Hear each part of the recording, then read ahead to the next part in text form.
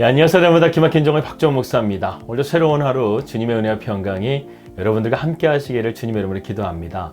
저는요, 성경을 사랑하는 이유 중에 하나가 바로 하나님의 공의와 정의가 살아있다는 것을 느낄 때입니다.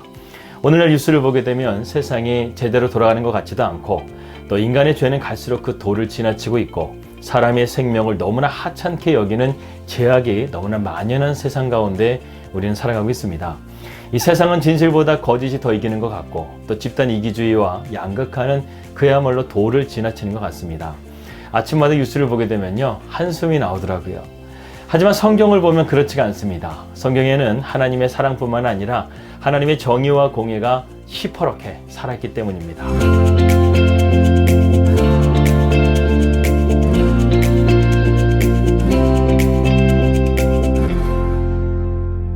성경에서 하나님은 아무리 사랑하는 자녀이지만 그들을 영적으로 깨닫게 하시기 위해서 고난과 심판을 허락하실 때가 있습니다. 그래서 큰 심판이 여러 번 있었죠. 제일 먼저 노아의 홍수 심판이 있었습니다. 그 일로 인해서 그 당시 1000억 명이 넘는 사람들이 물속에 수장되는 그러한 심판을 겪게 됩니다. 그 다음은 바벨탑 사건입니다.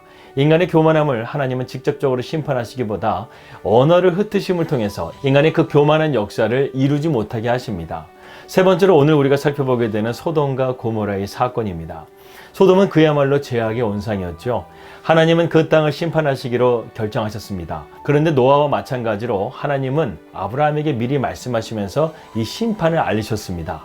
아브라함은 자기가 사랑하는 조카 롯이 있었기 때문에 그 조카 롯을 어떻게든 건지기 위해서 주님께 간절하게 중보의 기도를 드리죠.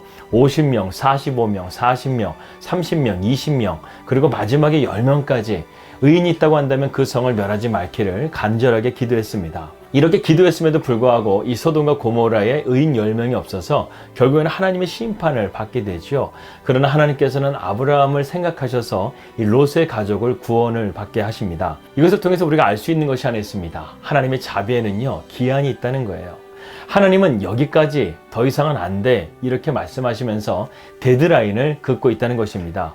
왜 그렇습니까? 하나님은 공의의 하나님이시기 때문에 그렇습니다. 그렇기 때문에 하나님의 뜻 가운데 이 세상은 하나님의 공의와 심판을 받게 된다는 것이죠. 우리가 죄를 지었는데 하나님의 심판이 없다면 하나님은 공의의 하나님이 아니십니다. 주님이 세우신 규칙대로 집행하셔야만 하나님은 공의의 하나님이 될 수 있다는 것이죠. 오늘 우리가 보게 되는 창세기 19장의 말씀 보게 되면 하나님께서는 이렇게 말씀하시는 것 같습니다. 소돔과 고모라야, 더 이상은 안 되겠어. 이제 나는 너희들을 심판해야 될 것 같아. 이렇게 하나님께서 결심하셨다는 것이죠. 원래 하나님의 계획이라고 한다면 이 소돔과 고모라는요, 멸망했어야 돼요. 그리고 롯의 가족들도 멸망을 받아야만 했습니다. 그런데 하나님께서는 아브라함을 생각하셔서 이 롯의 가족을 구원을 해주죠. 그런데 놀랍게도요, 이러한 사실을 알았음에도 불구하고 롯과 그의 가족들이 망설인다는 것입니다. 천사가 분명히 서두르라고 재촉하는데도 아무것도 챙기지 못하고 몸만 나가야 되는 이러한 급박한 상황 속에서 그들의 마음속에요, 미련이 남았다는 것이죠. 그러면서 롯은 이렇게 천사에게 구합니다. 창세기 19장 18절에서 19절입니다. 롯이 그들에게 이르되 내 주여 그리마옵소서. 주의 종이 주께 은혜를 입었고 주께서 큰 인자를 내게 베푸사 내 생명을 구원하시오니 내가 도망하여 산에까지 갈 수 없나이다. 두렵건대 재앙을 만나 죽을까 하나이다. 저는요, 세상에서 가장 바보 같은 사람이 롯이 아닐까 하는 생각이 듭니다. 그것도 사람이 말한 것이 아니라 천사가 지금 이곳이 유황불로 심판을 받을 것이라고 했는데도 불구하고 하나님이 도망갈 수 있는 장소를 대피로까지 구해줬는데도 불구하고 롯과 그의 가족들은 그대로 행하지 않고 주저하고 있다는 것입니다. 롯이 내세우는 주장 또한 황당합니다. 내가 도망하여 산에까지 갈 수 없나이다. 두렵건대 재앙을 만나 죽을까 하나이다. 지금 이렇게 말하고 있는 것이죠. 이것은 우리가 두 가지로 해석할 수가 있습니다. 첫 번째로는 롯은 물리적으로 자신이 그 재앙을 피할 수 없을 것이라고 판단을 했습니다. 그런데 하나님께서 지금 그 피할 길을 다 열어주셨잖아요. 그런데 여기에는 뭔가 한 가지 더 롯의 마음에 미련이 있었다는 것을 우리는 볼 수 있습니다. 그것이 바로 두 번째입니다. 롯은 소돔과 고모라의 생활 가운데 이미 안주하고 있었기 때문에 도시 생활을 벗어나서 다시금 예전의 삼촌과 같이 야생으로 돌아가서 살아갈 자신이 없었다라는 것이죠. 그는 이미 소돔과 고모라라는 세상적인 안락함과 풍요함에 몸이 배어 있었던 것입니다. 그래서 그는 그곳을 떠나가는 것이 싫었다는 것이죠. 이스라엘 백성들도요, 만약에 홍해라는 것이 그들을 가로막고 있지 않았다고 한다면 그들은 이 40년 광야를 건디지 못하고 다시금 애굽으로 돌아갔을지도 모릅니다. 그러나 하나님께서는 홍해를 가르셔서요, 그들로 하여금 다시금 돌아갈 수 없게끔 만들으셨기 때문에 그들이 비록 불평한다 할지라도, 그들이 비록 원망한다 할지라도 그들은 돌아갈 생각을 하지 못했다는 것이죠. 지금 롯도 마찬가지입니다. 이 소돔과 고모라가 조금이라도 회복될 수 있었다고 한다면 그는 다시금 소돔과 고모라를 갔을 거예요. 그런데 지금 어떻습니까? 소돔과 고모라는 지금 완벽하게 지금 하나님의 심판 가운데 멸망하게 되어질 거예요. 그런데 그러한 것들의 미련을 두고 지금 주저하고 있다는 것을 보게 되면 롯은 그야말로 세상에서 가장 바보 같은 사람이다, 이렇게 저는 말할 수 있다는 것입니다. 또한 롯의 모습을 보면서 제가 안타까운 점이 무엇이냐면 롯은 이러한 엄청난 하나님의 재앙을 알고도요, 이것에 대한 감사와 진지한 태도가 없었다는 거예요. 이러한 은혜를 받을 준비가 되지 않았다는 것입니다. 다시 한번 말하지만 롯은 의인이 아니었어요.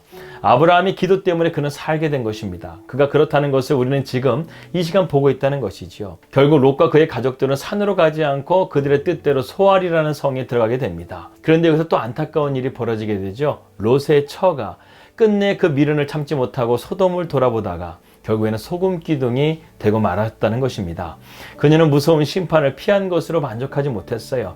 은혜를 받을 준비가 되지 못했어요. 여전히 소돔의 삶에 대한 미련이 남아 있었다는 것입니다. 예수님께서는 공생애 때에 이 소금 기둥이 된 롯의 처에 대한 말씀을 이 말세에 대한 징조로 보시면서 이렇게 다음과 같이 말씀하셨습니다. 누가복음 17장 27절에서 33절입니다. 노아가 방주에 들어간 날까지 사람들이 먹고 마시고 장가들고 시집가더니 홍수가 나서 그들이 다 멸망시켰으며, 또 롯의 때와 같으리니 사람들이 먹고 마시고 사고 팔고 심고 집을 짓더니 롯이 소돔에서 나가던 날에 하늘로부터 불과 유황이 비오듯 하여 그들을 멸망시켰느니라. 인자가 나타난 날에도 이러하리라. 그날에 만일 사람이 지붕 위에 있고 그의 세간이 그 집 안에 있으면 그것을 가지러 내려가지 말 것이요, 밭에 있는 자도 그와 같이 뒤로 돌이키지 말 것이니라. 롯의 처를 기억하라. 무릇 자기 목숨을 보존하고자 하는 자는 잃을 것이요, 잃는 자는 살리리라. 이처럼 세상적인 미련 때문에 소금 기둥이 되는 것에 대해서 너희가 경계하고 그것을 주의하라고 주님께서 말씀하고 있다는 것입니다. 여러분, 인터넷이나 유튜브를 보게 되면요, 지금의 소돔과 고모라라고 하는 추정되는 곳을 가보게 되면 아무런 흔적도 찾아볼 수가 없다는 것을 알 수가 있습니다. 심지어는 그곳에서는 풀도 자라지가 않는 죽음의 땅이 되어버렸다는 것이죠. 하늘에서 하나님의 진노의 불이 얼마나 떨어졌는지 소돔과 고모라는 지구상에서 가장 지반이 낮은 지역으로 물도 생물도 살 수 없는 사해바다로 채워진 그야말로 죽음의 땅이 되어버렸다는 것입니다. 이런 것을 볼 때 정말 하나님의 심판은 무섭다는 생각을 하게 됩니다. 우리는 일본에 떨어진 원자폭탄의 위력을 알고 있죠. 그 폭발보다 더 엄청난 위력으로 하나님께서는 이 소돔과 고모라를 심판하셨다는 거예요. 여러분, 우리는 오늘날 소돔과 고모라를 주목해야 됩니다. 우리 인간이 죄악으로 가득해지게 되면 하나님은 어느 날 더 이상은 안 되라고 하시는 그날이 온다는 것이죠. 그때는 온 세상의 심판입니다. 이미 이 세상은 멸망을 치닫고 있어요. 세상을 보게 되면 정말 소망이 없습니다. 오직 우리 주님께만 소망이 있다는 거예요. 그렇기 때문에 오늘날 우리가 하나님의 택함 받은 자녀라는 사실이 얼마나 귀한지를 아시겠습니까? 죄로 심판을 받을 수밖에 없는 우리를 주님께서 십자가의 죽음으로 속량하셔서 구원해 주셨다는 거예요. 우리의 의 때문에 구원받은 것이 아니라 바로 주님의 그 의 때문에 우리가 구원을 받게 되었다는 것입니다. 여러분, 이 세상도 이제 그 죄악의 마지막 때가 결국에는 올 것입니다. 그때는 우리가 두려워하는 것이 아니라 믿음으로 승리하는 삶을 살아가므로 마르나타 주 예수여 어서 오시옵소서, 그렇게 고백하며 천국으로 들림받는 주님의 자녀들이 되시기를 주님의 이름으로 기도합니다. 기도하겠습니다. 하나님 아버지, 감사합니다. 우리가 하나님의 택함 받은 자녀가 되었다는 것이 얼마나 감사한 것인지요. 우리가 하나님의 말씀에 진지한 태도로 살아가게 하시고 믿음으로 순종하는 삶을 통해서 주님께서 부르시는 그 마지막 때에 우리가 두려워하는 것이 아니라 마라나타 주 예수여 어서 오시옵소서, 이렇게 믿음으로 고백하며 주님의 나라에 들림받는 주님의 자녀들이 될 수 있도록 인도하여 주시옵소서. 주 예수 그리스도의 이름으로 기도하였습니다. 아멘. 평안하게 되시고요. 저는 내일 뵙도록 하겠습니다. 우리 믿음으로 승리합시다. 할렐루야.